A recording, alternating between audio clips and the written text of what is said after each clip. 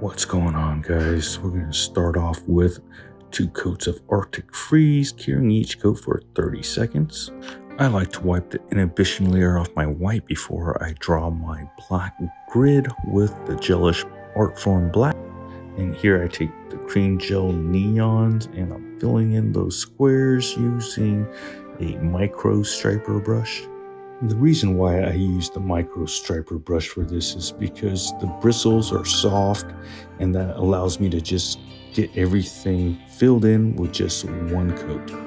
So the consistency of the gelish cream gel is a lot thicker than your gel polish, which is really good for doing nail art because wherever you put it, it's going to stay there and it's not going to move. Now I apply the gelish top coat, cure it for 30 seconds, then wiping it.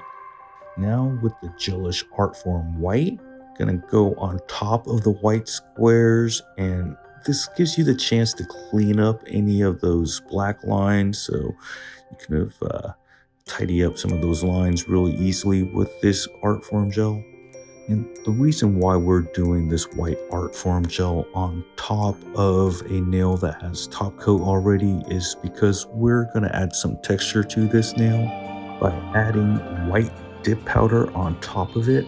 But we want to make sure that the white Artform is still wet and that we do not cure it until we sprinkle the white dip powder on top of it.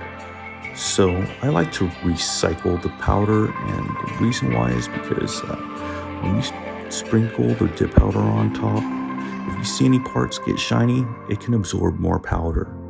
Thanks for watching, guys. Until next time, see you later.